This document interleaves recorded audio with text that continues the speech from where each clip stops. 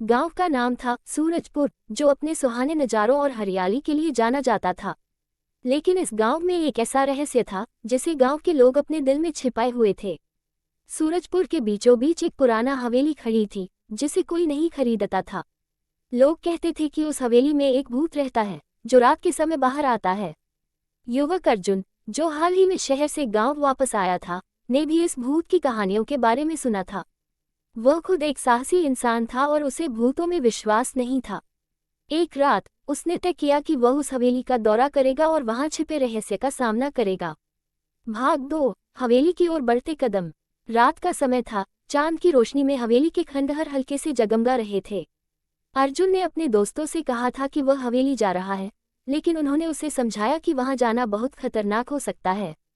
लेकिन अर्जुन ने उनकी बातों को नज़रअंदाज किया और हवेली की ओर बढ़ने लगा। जैसे जैसे वह हवेली के करीब पहुंचता गया, उसके दिल की धड़कनें तेज होने लगी। हवेली के दरवाजे पर पहुंचते ही उसने दरवाजा खटखटाया, लेकिन कोई उत्तर नहीं मिला। उसने जोश में दरवाजे को धक्का दिया और वह खुल गया। भाग 3, हवेली के अंदर। अर्जुन ने हवेली के अंदर कदम रखा। वहां अंधेरा छाया हुआ था और मूसल की गंध फैल रही थी।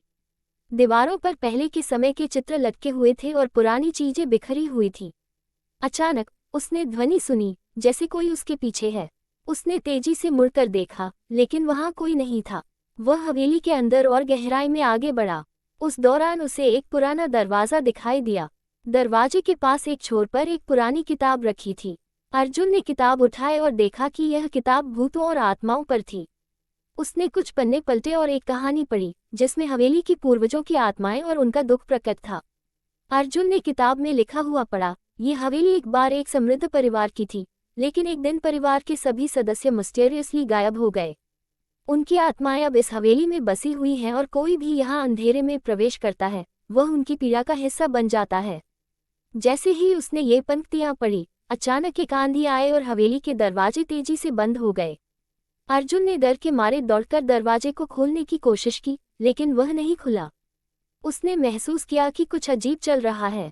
तभी एक हल्की सी आहट से वह पलटा और देखा कि एक सफेद परिधान में एक महिला आत्मा उसके सामने खड़ी थी।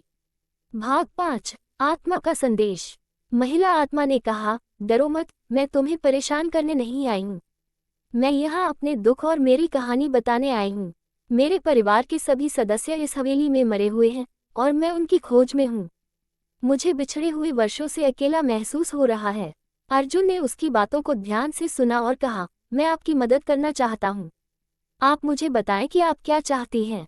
महिला आत्मा ने कहा, मुझे मेरे परिवार का अंतिम संस्कार करना है ताकि मेरी आत्मा को शांति मिले।